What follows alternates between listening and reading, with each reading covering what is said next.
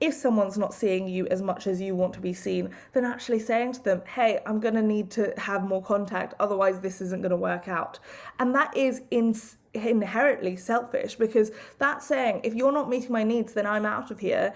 But it's not saying you need to meet my needs, that I'm going to force you to meet my needs. It's saying, look, I'm confident enough to know what I need, and you can call me needy, and you can call me difficult, you can call me high maintenance, all the words we throw out specifically around women in our dating lives, and be like, and therefore I'm not the person for you. So fine, I need to have these needs met. You can call me needy if you want, but I'll find someone who won't think that's a needy thing and will think that's not bare minimum, but will think that is an understandable request within a relationship. I will find someone who actually wants to see me, and I don't need to beg to see me all the time. And I think this approach of like, there's a set way of being a woman who is dateable, and there's a set way of being a woman who isn't. It's just so unrealistic, and it's all the stuff I've heard. And I think growing up being fat, mixed race, scarred, all of these things, you pick up these dating books, and I never saw myself in the dating books, where I was like, okay, but what about, how do I tell the person I'm about to sleep with about the scars on my stomach? Can't pick up a dating book for that. I couldn't even go on Google for that, because I Googled it and found no results.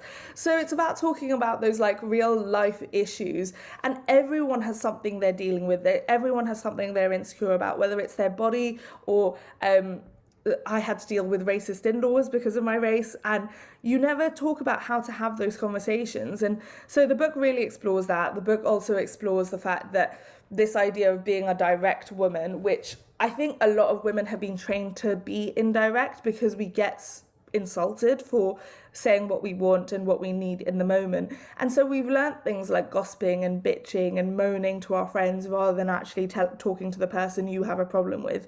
And it's filled with all of these texts that are real life texts, and they're not text templates, but they're real life texts from my dating life that I have actually sent to guys, because I know I'm going to get a response of like, I can't say that. And I'm like, I said that. It's not a perfect text. None of the texts in my book are perfect. But also it was just like quite fun for me. Like, as I said, I didn't talk about my love life when I was in the peak of dating. And I actually started talking about it a lot more in the pandemic, when obviously dating was a lot harder. And so it's almost like I'm lifting the cover off this secret life that I was having in the background.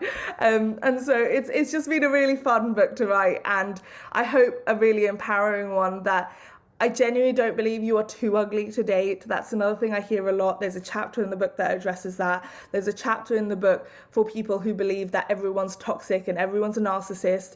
I also really break that down, because that was the frustration I felt every time I saw dating advice online. Everyone's toxic, everyone has a red flag, everyone's a narcissist. And it's like, do you even know what these words mean? And is it really healthy to go around pinpointing like everyone else's flaws and not looking within on what you're doing? Or and it explains words that we don't really explain very often, which is like emotionally unavailable. What does that actually mean?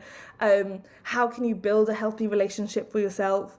And it has some blunt chapters which talk about sex, how to respond to a sext, how do you say no if you don't want to sext, how do you actually sext if you want to, and yeah, it's been really fun.